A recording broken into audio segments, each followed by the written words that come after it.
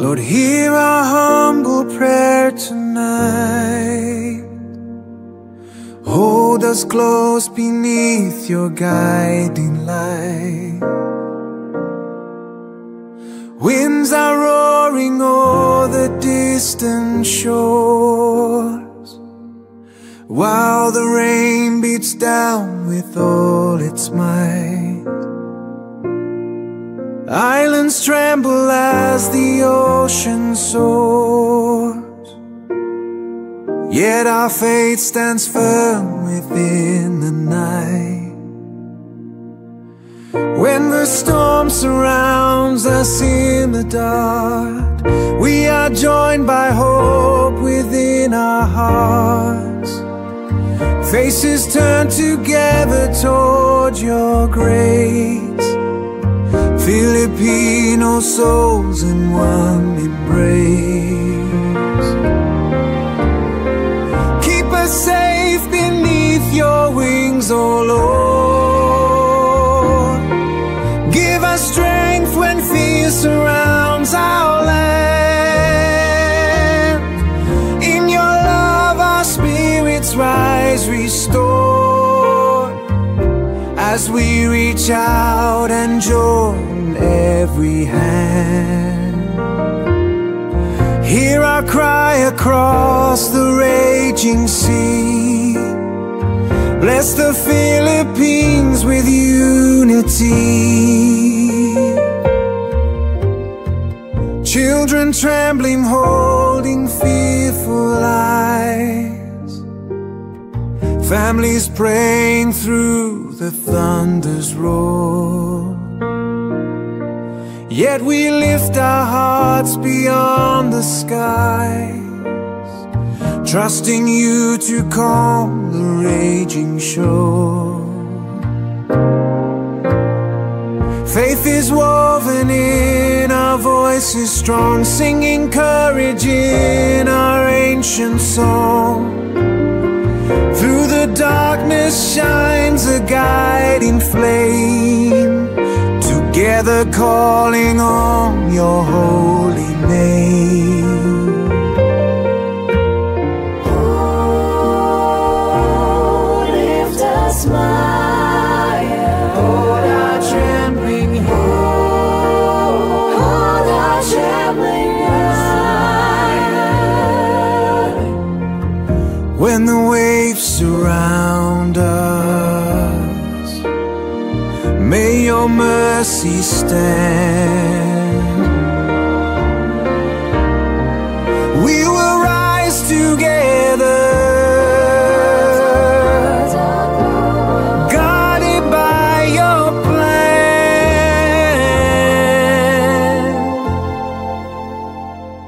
Peace be with every heart and home, light to guide us where the dark has roamed. In your grace we find our unity. Philippines in hope we stand, set free.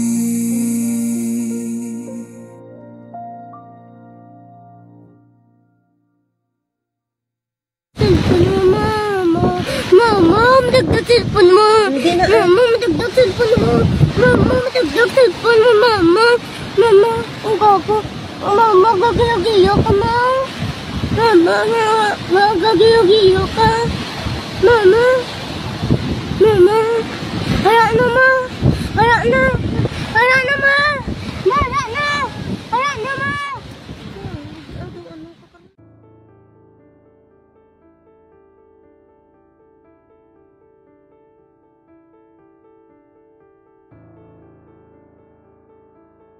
May mga tanong na bigat ng puso ang pinagmumulan sa gitna ng unos, sa huni ng malalakas na hangin, sa pagtaas ng baha at pagyanig ng lupa.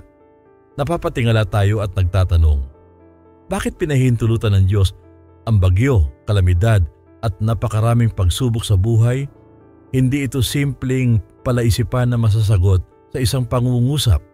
Ito'y usapang may luha, may takot, may pangamba, at may masidhing pagnanais na maunawaan ang puso ng Diyos.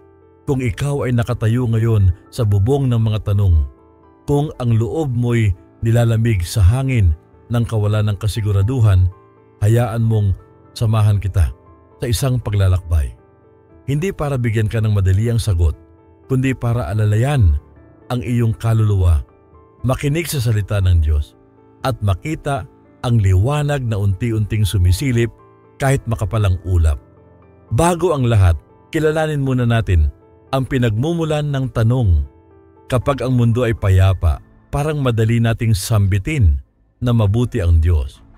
Ngunit kapag lumalagapak ang ulan at lumulubog ang mga pangarap, biglang dumadalas ang bulong. Kung tunay siyang mabuti at makapangyarihan, bakit niya hinahayaan ng ganito? Hindi ka nag-iisa sa damdaming iyan. Maging ang mga taong kilala sa pananampalataya sa Biblia ay nagtanong din. Si Job, halimbawa, ay dumaan sa sunod-sunod na trahedya na tila walang pahinga at sumigaw din ng kanyang dalamhati sa Diyos. At sa dulo, dumating ang tinig ng may likha, hindi upang insultuhin ang kanyang paghihirap, kundi upang siluin ang kanyang kaluluwa pabalik sa mas malawak na pagtingin sa katotohanan. Sino ang naglagay ng pundasyon ng lupa? Tanong ng Diyos kay Job. Paalala ka na may mas malalim na karunungan kaysa kayang abutin ng ating limitadong paningin. Job versikulo 38 talata 1. Kung tutuusin, may ilang antas ng sagot ang kasulatan. May malinaw na paliwanag, may misteryong dapat tanggapin at may paanyayang magtiwala. Sa malinaw na paliwanag, ipinakita ng Biblia na ang mundo ay wasak dahil sa kasalanan. Nang pumili ang tao na humiwalay sa daan ng Diyos, sumingit sa disenyo ng sanglilikha ang pagkabulok, karahasan, sakit at kamatayan. Subalit ito ay hindi simpleng parusa lamang. Ito ay realidad ng mundong hindi nabuo. Henesis versikulo 3 talata 15 ay may paunang pangako na darating ang tagapagligtas na dudurog sa ulo ng ahas. Isang sabayang mensahe.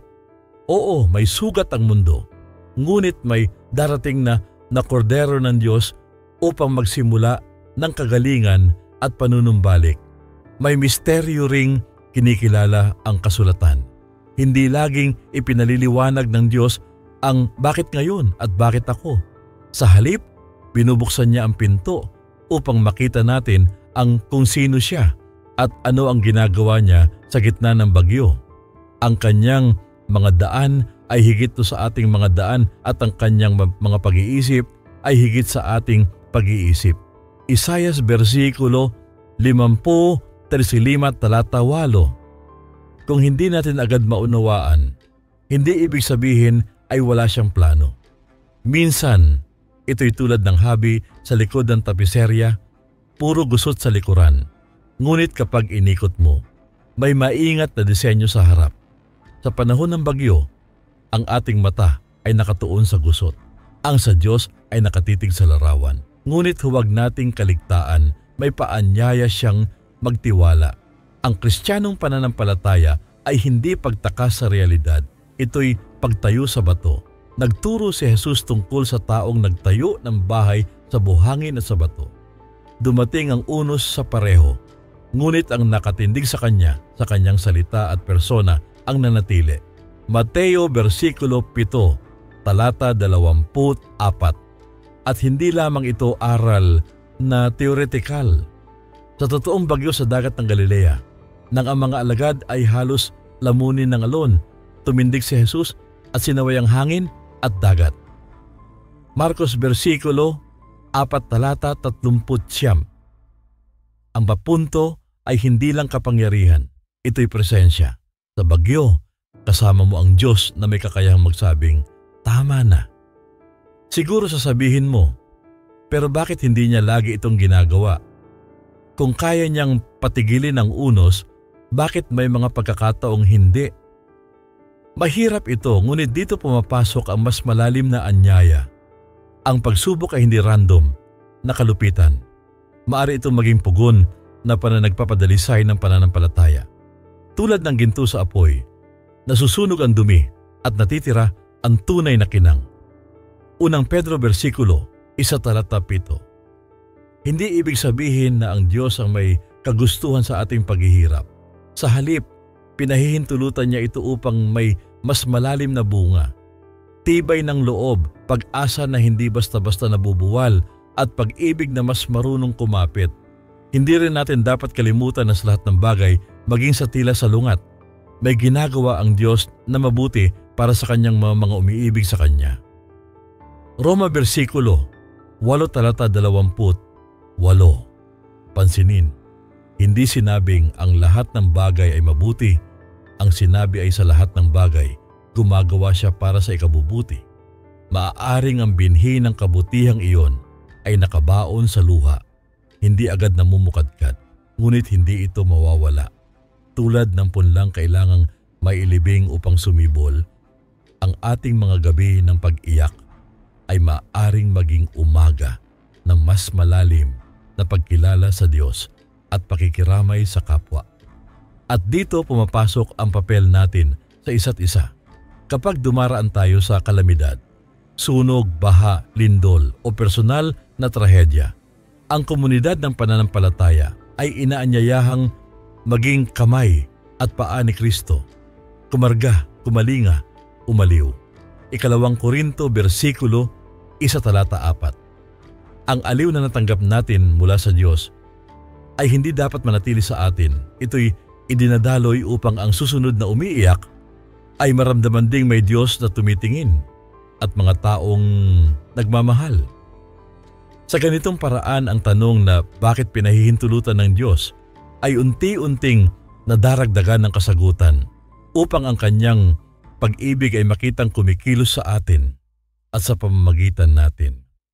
Subalit totoo rin na may mga bagyong dulot ng ating mga pasya, mga sistemang tiwali, walang ingat na pamamahala, pang-aabuso sa kalikasan at pagkakanya-kanya. Kapag kumikilos ang kasamaan sa mga estruktura, umaaling-aungaw ang pinsala. Hindi laging kalooban ng Diyos ang paghihirap. Madalas, bunga ito ng mga desisyong salungat sa kanyang kabutihan. Sa ganoong sandali, tinatawag niya ang kanyang bayan sa pagsisisi, pananalangin at makatarungang pagkilos. Deuteronomio versikulo 30:1-6. Huwag kang matatakot sa pagharap. Kasama mo siya sa pag-ayos ng wasak, sa pagtindig para sa tama at sa paghilom ng sugatang pamayanan. Mahalaga ring tingnan ang ritmo ng pananalangin sa gitna ng unos. Hindi ito laging, Lord, alisin mo ang bagyo. Minsan ito'y, Panginoon, gawin mo akong matatag habang umiihip ang hangin. Sa ganitong panalangin, hindi natin kinukulang ang Diyos. Bagkus kinikilala natin ang kanyang kapangyarihang magturo, magpalakas at magbigay ng kapayapaan lampas sa pangunawa. Filipos versikulo 4:6. Ang kapayapaang ito ay hindi kawalan ng problema. Ito ay presensya niya sa gitna ng problema. Parang ilaw sa loob ng bahay habang malakas ang ulan, hindi nito pinatitigil ang patak. Ngunit binibigyan ka nito ng lakas ng loob na maghintay at maniwala. Kung magtatanong ka, nasaan ang Diyos sa pinakamadilim na gabi? Sagot ng Ebanghelyo, siya ang Diyos na nagkatawang tao. Tumawid sa bagyo ng ating kasalanan at inako ang unos ng krus. Hindi siya nanatiling malayo, siya'y naging malapit. Siya ang umibig hanggang sa dulo upang may sigurado tayong kanlungan. Kaya't kapag sumigaw ang puso mo, tandaan may tagapagligtas na nakaligtas sa pinakamatinding unos, kamatayan, at siya'y nabuhay na mag-uli. Kaya mo ring harapin ang sayaw ng hangin sapagkat kasama mo ang buhay. Juan versikulo 33:33. Makakatulong ding kilalanin na may dalawang bagay na sabay na totoo. Una, totoo ang sakit, at ikalawa, totoo ang pag-asa. Walang saysay ang pagbaliwala sa alinman. Kapag binaliwala mo ang sakit, nagiging plastik ang pananampalataya. Kapag binaliwala mo ang pag-asa, nagiging madilim ang buhay. Sa halip, pakinggan natin ang awit na nagsasabing, ang Diyos ang ating kanlungan at kalakasan, handang saklolo sa oras ng kagipitan. Awit versikulo 46 talata 1. Sa bawat hikbi, may pader na hindi masisira. Ang karakter ng Diyos, mabuti, tapat at hindi nagbabago. Maraming beses ang pagsubok ay ginagamit ng Diyos upang hubugin ang ating pagkatao. Ang tiyaga ay lumalago. Ang pagpapakumbabay umuusbong. At ang mata natin ay nasasanay tumingin sa mahahalagang bagay. Kapag natanggal ang mga aliw ng mundo, mas malinaw nating naririnig ang bulong ng Panginoon. Kaya't huwag mong maliitin ang mga araw ng pag-iyak. Baka iyon ang mismong bukal ng karunungan para sa susunod na henerasyon. Ang pananampalatayang subok sa unos ay mas matibay kaysa sa pananampalatayang hindi pa nakaranas ng ulan. Sa kabilang banda, hindi lahat ng tanong ay sasagutin agad. May iilang bakit na kailangan muna nating bitbitin habang lumalakad. Ngunit hindi ibig sabihin nito'y maglalakad tayong mag-isa. Mayroong mga tanda ng kanyang presensya, isang kaibigang dumalaw, isang mensaheng tumama sa puso, isang probisyong dumating sa tamang oras. Lahat ito'y paalala na hindi nawawala ang Diyos sa mapa. Minsan, ang mga maliit na himala sa ordinaryong araw ang mismong tugon ng langit sa ating luha. Isipin mo ang alon. Hindi natin kontrolado kung kailan ito dadagsa. Ngunit maaari tayong matutong lumangoy. Sa tulong ng Diyos, natututo tayong huminga sa pagitan ng hampas, kumapit sa kanyang salita at umusad kahit di perpekto ang panahon. Ang Biblia ay parang salbabida ng kaluluwa sa gitna ng malalim na tubig. Kapag pinanghawakan mo ito, may direksyong ibibigay, may tapang na isisibol at may pag-asang hindi lulubog. Kapag tila sumisikat na ang araw, huwag ka ring mahiyang magdiwang. Ang kagalakang ito ay hindi pagtataksil sa mga luha, kundi pagpapatunay na ang laging gabi ay hindi ang huling kabanata. Sa tuwing may liwanag, alalahanin kung paano ka iningatan at hayaang ang pasasalamat ay maging awit mo. Ang pasasalamat ay hindi pampalubag loob lamang. Ito'y espiritual na disiplina na nagtuturo sa puso nating makita ang kamay ng Diyos sa maliliit at malalaking bagay. Mahalaga ring linawin. Hindi natin sinasabing lahat ng kalamidad ay tuwirang ipinadadala ng Diyos. Marami sa mga pinsala ang dulot ng mundong nabasag, ng sistemang makasalanan at ng kabiguan ng tao.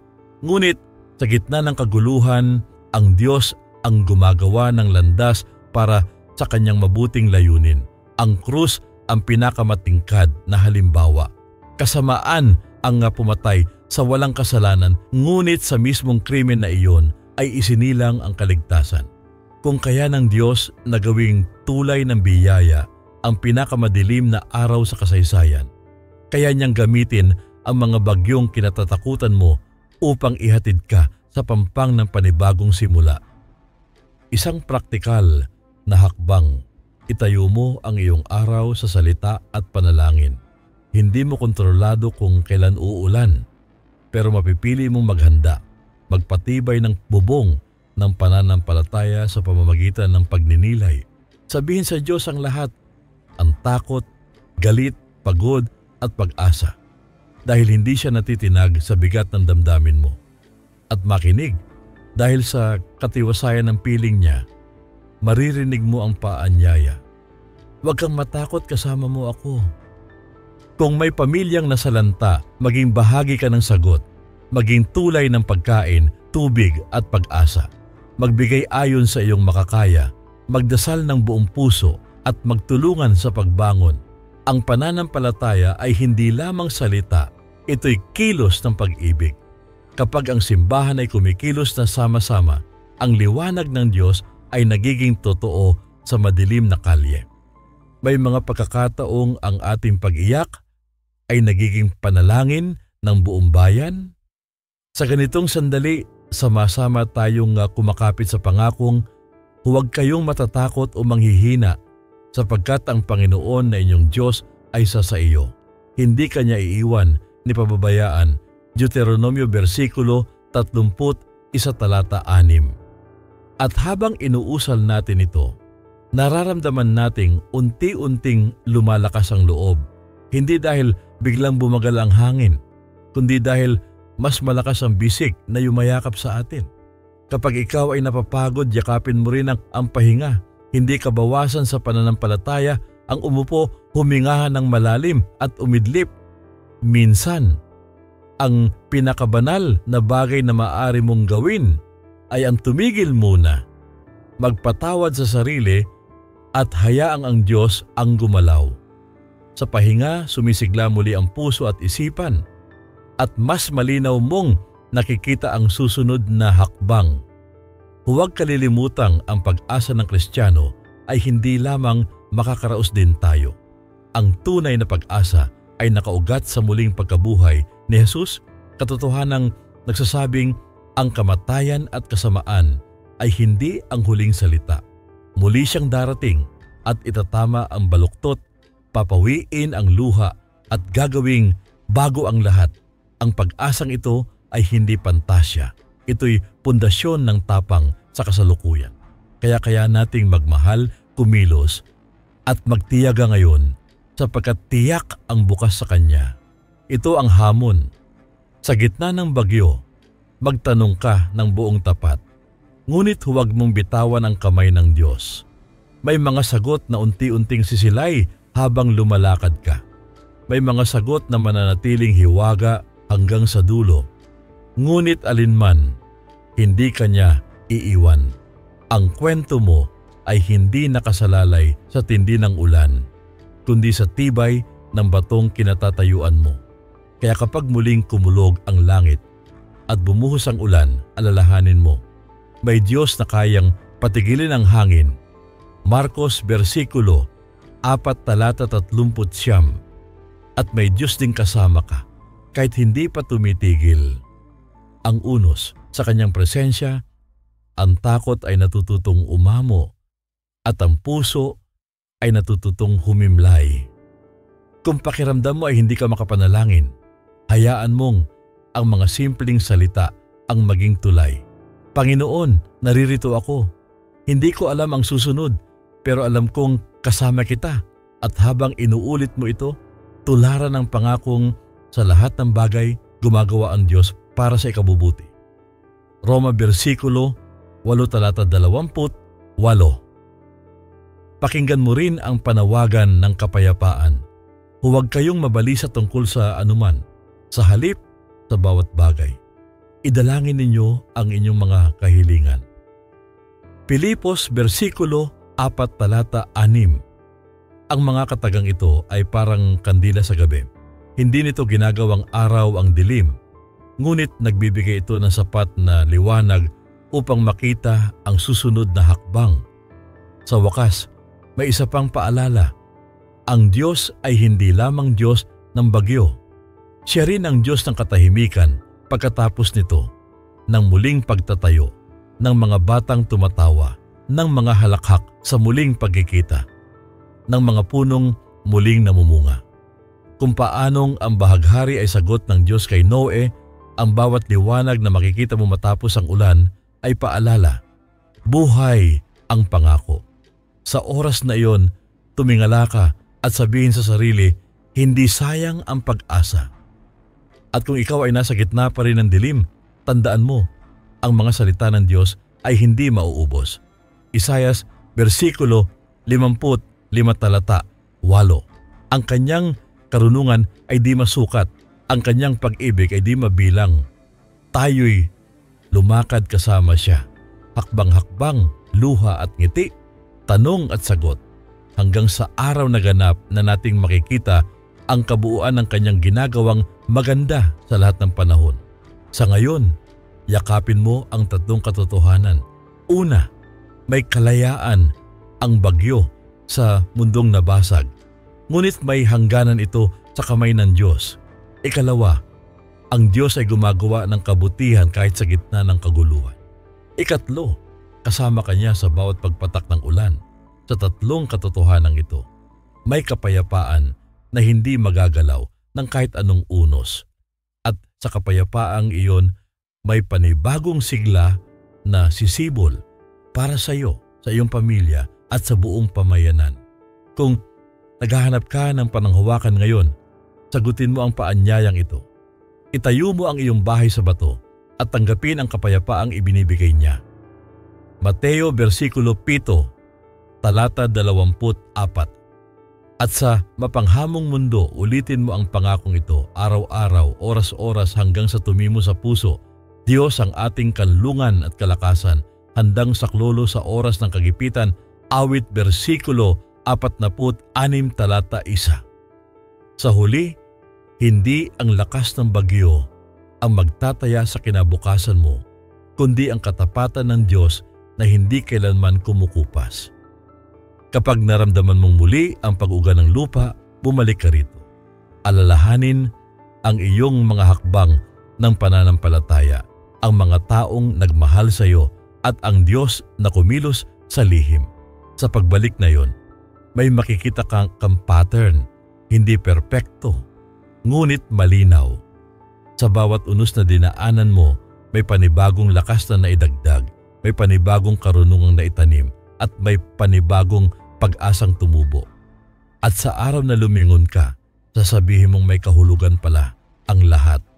Hindi dahil madali, kundi dahil kasama mo ang Diyos na tapat hanggang wakas. Kaya't kung may bagyo ngayon sa puso mo, ito ang huling pangungusap na nais kong iwan. Ang bagyo ay dumarating at umaalis, pero ang pag-ibig ng Diyos ay nananatili. Hawakan mo yon, at sa paghahawak mo, maging liwanag ka rin sa iba. Dala ang aliw na tinanggap mo, ang aral na natutunan mo, at ang pag-asang hindi mawawala. Kung paano tumigil ang hangin sa salita ni Jesus, Marcos versikulo 4, talata 39. Ganon din titigil ang panginginig ng iyong takot sa presensya niya. Huminga ka, magtiwala ka. Patuloy kang lalakad sapagkat kasama mo ang Diyos ngayon at magpakailanman. Mula sa tanong na bumubundol sa dibdib, bakit pinahihintulutan ng Diyos ang bagyo at napakaraming kalamidad at pagsubok?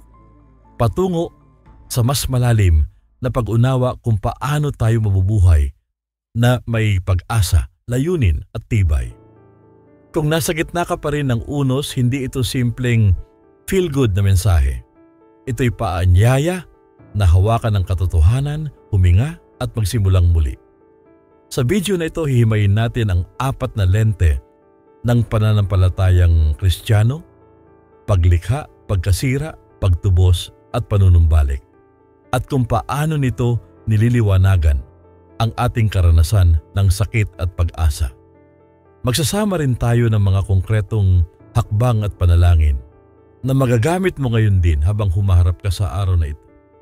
Kapag binalikan natin ang simula, makikita natin na ang disenyo ng Diyos ay mabuti.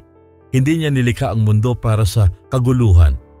Nilikha niya ito para sa kaayusan at kagalakan. At nakita ng Diyos na mabuti. Henesis versikulo 1:30 o 31. Sa ganitong larawan, ang hangarin niya para sa atin ay shalom, kabuuan, kapayapaan at ugnayang marangal sa Diyos, sa kapwa at sa sangnilikha. Kaya't kapag nararanasan natin ang pagkawasak, ramdam natin ang kontraugat noon sa disenyo ng may likha. Kaya masakit dahil hindi ito ang orihinal na himig ng sanlibutan. Ngunit may kasaysayan ng pagsuway nang pinili ng tao ang sarili sa halip na ang Diyos pumasok sa mundo. Ang pagkabulok, sakit at kamatayan, hindi ito simpleng alamat. Ito ang paliwanag kung bakit kahit ang kalikasan ay may pag-ungol, tila naghihintay ng panunumbalik. Kaya kung paanong pumasok ang kasalanan sa sanlibutan sa pamamagitan ng isang tao at ang kamatayan sa pamamagitan ng kasalanan, at sa gayon ang kamatayan ay lumaganap sa lahat ng tao. Roma versikulo 5 talata 12. Dito natin nauunawaan ang bagyo, lindol at sakit ay hindi likas na kaloob ng Diyos. Bunga sila ng mundong nabasag, ngunit hindi dito nagtatapos ang kuwento. Sa gitna ng wasak na larawan, dumating ang salita na nagkatawang tao. Hindi na natiling malayo ang Diyos. Siya mismo ang pumasok sa bagyong ating kinalalagyan. At ang salita ay nagkatawang tao at tumahan sa gitna natin. Juan versikulo 1 talata 14. Sa krus inako niya ang pinakamalakas na hampas ng unos, kasalanan, kahihiyan, kamatayan upang buksan ang pintuan ng pag-asa. At sa muling pagkabuhay, ipinahayag niya na may bagong umagang paparating kahit anong dilim ang bumalot kagabi. Ito ang puso ng ating pag-asa. Hindi lamang tayo nililigtas mula sa unos, kundi mula sa ugat ng unos. Maaari mong itanong, kung ganoon, kailan matatapos ang lahat ng pagluha? Narito ang pangako ng wakas na maganda, at papahirin niya ang bawat luha sa kanilang mga mata, at hindi na magkakaroon ng kamatayan, ni dalamhati, ni pagtangis, ni sakit. Pahayag versikulo 21 talata 4. Hindi pa ito ang panahon ng ganap na katahimikan, ngunit papalapit ito, at habang hinihintay natin, tinuturuan tayo ng Diyos na mamuhay bilang mga tao ng pag-asa at habag. Dito, ngayon, kasama sa pag-asa ang responsibilidad. Hindi natin kasalanan ang lahat ng kalamidad, ngunit tinatawag tayo ng Diyos na maging mabuting katiwala ng kalikasan at kapwa. Sa simula pa lamang, inatasan ang tao na alagaan ang hardin. Henesis versikulo 2 talata 15. Ibig sabihin, bahagi ng ating pagtugon sa unos ang pagsasabuhay ng malasakit sa kapaligiran, sa komunidad at sa mahihina.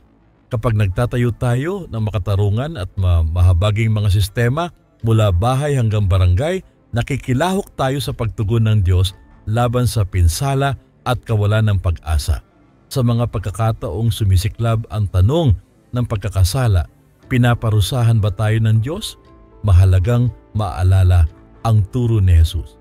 Nang may trahedyang pinag-usapan noong kanyang panahon, itinuro niya na hindi automatikong katumbas ng kasalanan ang trahedya sa isang tao.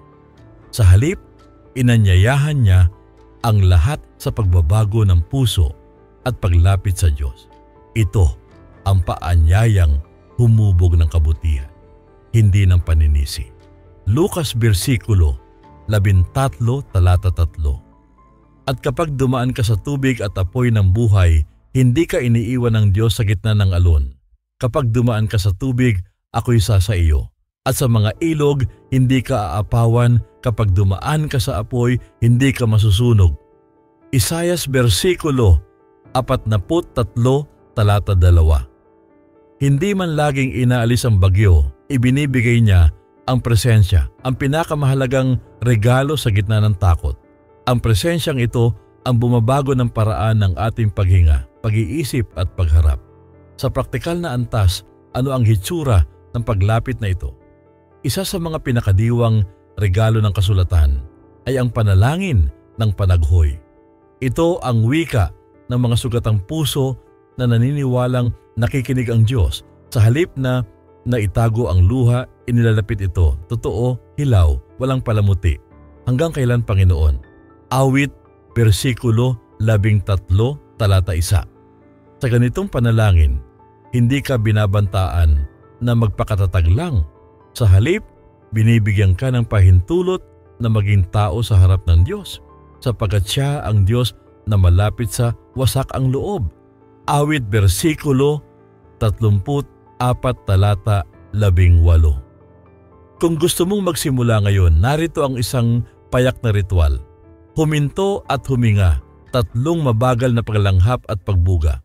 Pagkatapos, sabihin ng dahan-dahan ang pasasalamat kahit sa pinakamaliit. 1 tasa ng tubig, isang kaibigang nag-text, isang hininga na maluwag. Pagkatapos, ilabas ang bigat. Sabihin mo sa Diyos ang totoo mong nararamdaman. ibuhos ninyo sa Kanya ang inyong puso. Awit versikulo 62, talata 8. Sa huli, manahimik ng 1 minuto at hayaang ang presensya niya ang magpuno ng mga puwang na hindi kayang punuan ng mga salita. Alam nating may pag-unlad na nagmumula sa pagsubok, ngunit hindi ito romantikong kuwento. Ito'y dahan-dahang paglago. Ibilang ninyong kagalakan kapag kayo'y dumaraan sa iba't ibang pagsubok, sapagkat nalalaman ninyong ang pagsubok ng inyong pananampalataya ay nagbibigay ng pagtitiis. Santiago versikulo 1, talata 2. At hayaang ang pagtitiis ay magkaroon ng ganap na gawa upang kayo'y maging ganap at walang kakulangan. Santiago versikulo 1, talata 4. Sa sandaling ito, maaaring ang nararamdaman mo ay pagod at takot, pero kahit di mo pa nakikita ang bunga, may ginagawa ang Diyos sa ugat. Hindi rin tayo tinawag na maglakad mag-isa. Ang pamayanan ay disenyo ng Diyos upang ang bigat ay mabuhat ng magkakasama. Pasanin ninyo ang pasanin ng isa't isa, at sa ganito ay inyong matutupad ang kautusan ni Kristo. Galacia, versikulo 6, talata 2. Kapag nagtutulungan tayo sa relief operations, sa pakikinig, sa pagdarasal, nagiging laman at dugo ang pag-ibig. At kapag pinupukaw tayo ng Espiritu na mag-isip kung paano pag-ibayuhin ang pag-ibig at mabubuting gawa, may naaabot na mga buhay. Hebreo versikulo 10, talata 24. Kung naghahanap ka ng konkretong larawan, balikan ang unang iglesia. Ipinagbili nila ang kanilang mga ari-arian at mga pag-aari at ipinamamahagi sa lahat ayon sa pangangailangan. Gawa versikulo 2, talata 45. Sa bawat bagyo, may pagkakataon para sa ganitong kabutihan: magluto para sa naapektuhan, magbahagi ng linya ng kuryente, maghatid ng kumot, magbukas ng tahanan. At sa bawat simpleng gawain, naroroon ang hari na nagsasabing, "Anumang ginawa ninyo sa isa sa pinakamaliit na ito, ginawa ninyo sa akin." Mateo versikulo 25, talata 40. Pwede ring may bagyo sa loob, pag-aalala na ayaw tumigil. Sa gayong gabi ng isip, maririnig mo ang yakap na paanyaya. Lumapit kayo sa akin, kayong lahat na napapagal at nabibigatan, at kayo'y bibigyan ko ng kapahingahan. Mateo versikulo 11, talata 28. Hindi ito imbitasyon para tumakas sa responsibilidad. Ito ay paanyayang magpahinga sa puso ng Diyos upang magising na may bagong lakas. At kung nabibigatan ka sa kinabukasan, ilagak mo sa Kanya ang lahat. Ihagis ninyo sa Kanya ang lahat ng inyong kabalisahan, sapagkat siya'y nagmamalasakit sa inyo. Unang Pedro versikulo 5, talata 7. Ang pag-asa ay hindi pagbaliwala sa problema. Ito ang paniniwalang mas mabigat ang kamay ng Diyos kaysa bagyong naghahampas sa atin. Sa gitna nito, ang pagsuko ay hindi pagkatalo. Ito'y landas ng tiwala. May mga araw namang ang pinakapraktikal na magagawa natin ay kumapit sa karunungan. Magtiwala ka sa Panginoon ng buong puso at huwag kang manalig sa iyong sariling unawa. Kawikaan versikulo 3, talata 5. Sa totoong buhay, ganun ang hitsura nito. Magdesisyon ng may panalangin, humanap ng gabay, tanggapin ang tulong ng iba, at huwag ikahiya ang mga sandaling kailangan mong umupo at umiyak. Ang tiwala ay hindi pagdilat sa dilim. Ito'y paglalakad habang may kamay na humahawak sa iyo.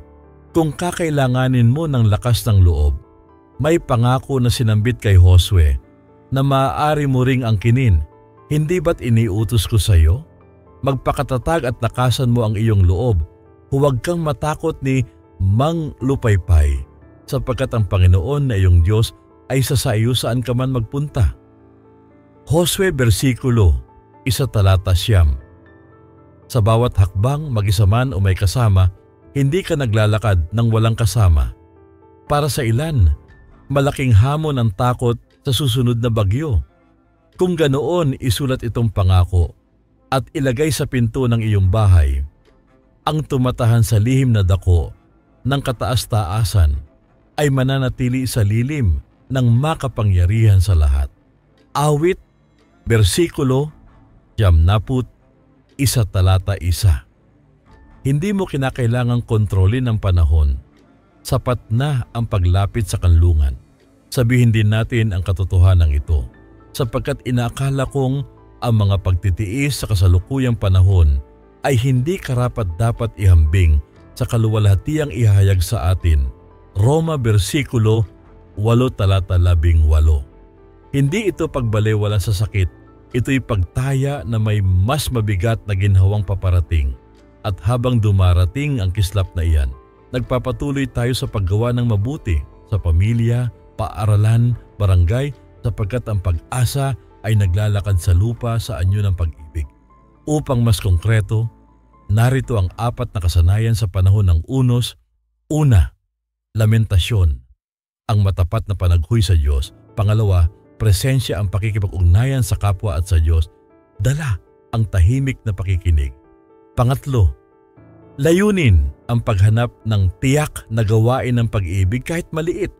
Mag-text ng kumusta, maghatid ng tubig, magbantay sa bata ng kapitbahay. Pang-apat, pagsasanay, maghanda para sa susunod na ulan, mag-ipon ng simpleng go bag, magplano ng evacuation route at makipag-ugnayan sa komunidad. Ito'y hindi kawalan ng pananampalataya, ito'y karunungan na kumikilos sa pag-ibig. Magalak sa pag-asa, matiisin sa kapighatian, matiyaga sa pananalangin.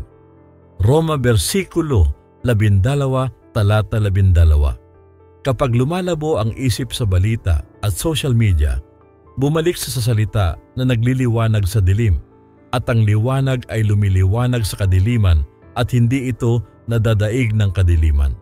Juan bersikulo 1 talata 5. Sa bawat pag-scroll, itanong, anong tinig ang aking pinakikinggan? Kung ang tinig ng Diyos ay mas mahina kaysa ingay ng takot, baka panahon ng huminto at magsindi ng kandila ng panalangin. Kung nag-aalinlangan ka pa, tandaan ang kwento ni Jose, ipinagbili, itinapon, nilapastangan, ngunit sa dulo ay ginamit ng Diyos upang magligtas ng marami.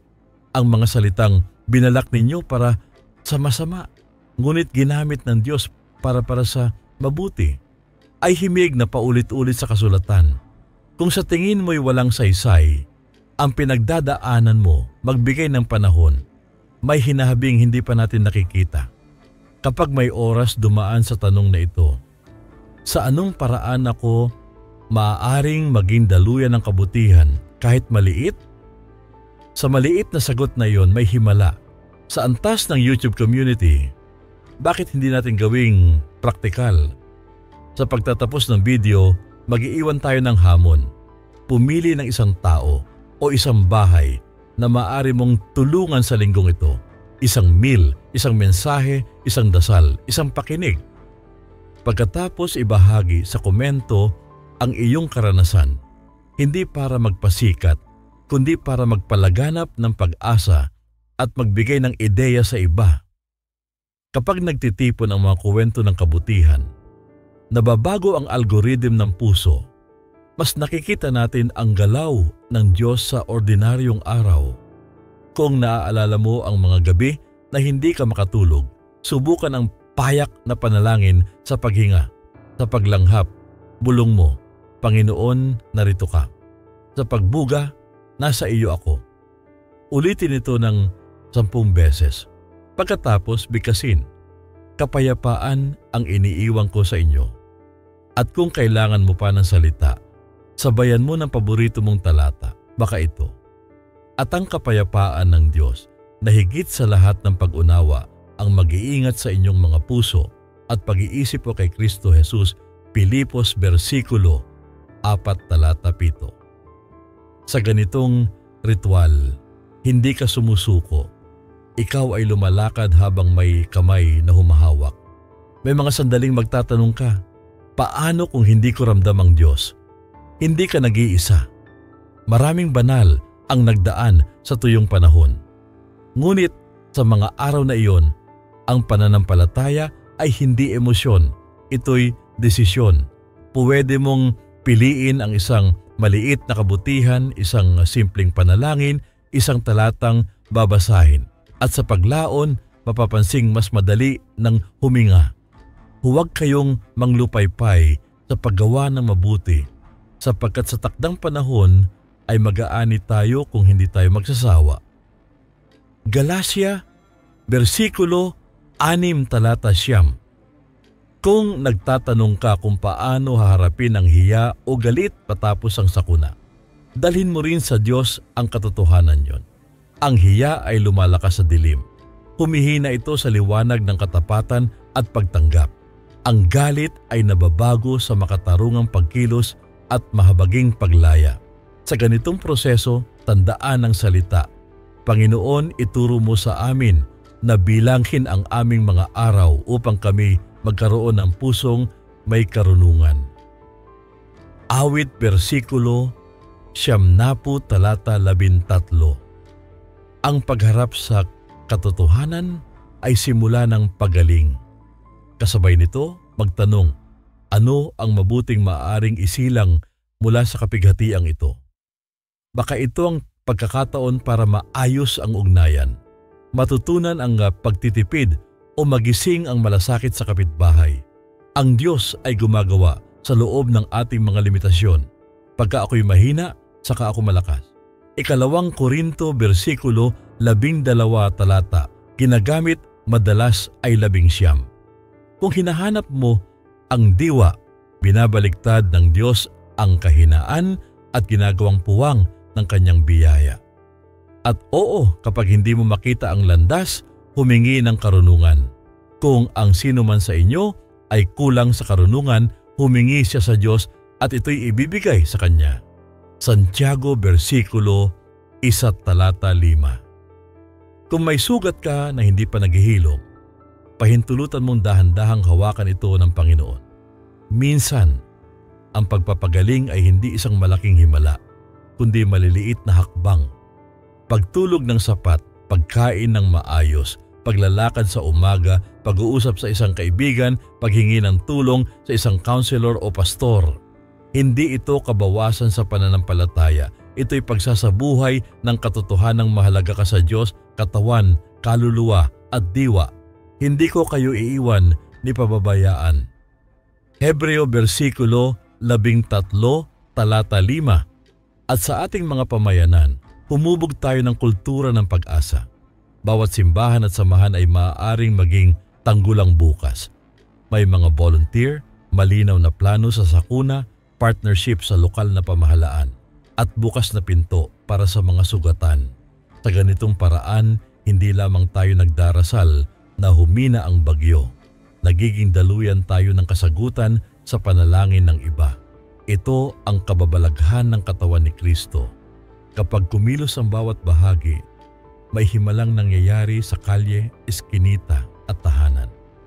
Kapag dumating ang takot, balikan ang tinig na nagsabing, sa sanlibutan ay magkakaroon kayo ng kapighatian. Ngunit laksan ninyo ang loob, aking dinaig ang sanlibutan. Juan versikulo 16 talata 33. Ito ang dahilan kung bakit may lakas tayong bumangon kahit ilang ulit tayong bumagsak. May isa nang tumayo sa gitna ng unos, humawak sa kamay ng hangin at nagwika ng kapayapaan. Bilang pagtatapos, nais kong iwan ang isang simpleng panalangin na maaari mong ulitin tuwing uulan ang loob. Panginoon, sa iyong mga kamay, ibinibigay ko ang aking takot, ang aking pamilya at ang aking bukas. Turuan mo akong huminga sa presensya mo, magmahal sa gitna ng takot at umasa sa gitna ng dilim. Iukit mo sa puso ko ang iyong pangako. Mas malaki ka sa kahit anong bagyo. At kapag sinabi mo ito, hayaan mong sumabay ang mga pangako na ito sa iyong pulso. Huwag kang matakot sapagkat kasama ko ikaw. Isaias versikulo 41 talata 10. Ang Diyos ang ating kanlungan at kalakasan. Awit versikulo 46 talata 1. Kung naging pagpapala sa iyo ang mensaheng ito, ibahagi mo sa isang taong alam mong kailangang makapadama ng kapayapaan ngayon. Isulat sa komento ang iyong isang munting hakbang ng kabutihan ngayong linggo upang magningas ang pag-asa sa iba. Tandaan, ang bagyo ay dumarating at umaalis. Ngunit ang pag-ibig ng Diyos ay nananatili. Ang kanyang mga kaawaan ay bago tuwing umaga. Panaghoy versikulo 3 talata 22. Sa liwanag ng katotohanan ito, magpahinga ka, magtiwala, at kumilos sa pag-ibig, at kung sakaling bukas ay hindi pa rin maliwanag, alam mong sapat ang isang hakbang na kasama siya.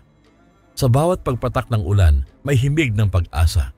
Sa bawat hampas ng hangin, may paanyaya ng presensya. At sa bawat pag-angat mo mula sa pagkakadapa, naroroon ang Diyos na nagsasabing, narito ako. Hawakan mo ang kanyang kamay. Ang kwento mo ay hindi tapos sa ulan. May araw na sisikat at sa ilalim ng bahaghari ng kanyang pangako, makikita mong ang bawat luha ay hindi na sayang sapagkat ginamit niya ang lahat upang hubugin ang puso mong marunong magmahal. Habang pinapatay mo ang screen pagkatapos ng video, huminga ka ng dahan-dahan. Pakinggan ang katahimikan at tandaan, hindi mo kailangang maging perpekto para mahalin at samahan ng Diyos. Sa kanyang paningin, ikaw ay anak, hinahabol ng kabutihan at kaawaan lahat ng araw ng iyong buhay. At sa mga araw na iyon, ikaw ay tinatawag na maging kandila, liit man o laki ng liwanag. Sapat na ito upang makita ang susunod na hakbang. Kaya't kapit lang, magtiwala. At sa darating na ulan, alam mong hindi ka nag-iisa sapagkat kasama mo siya ngayon at magpakailanman.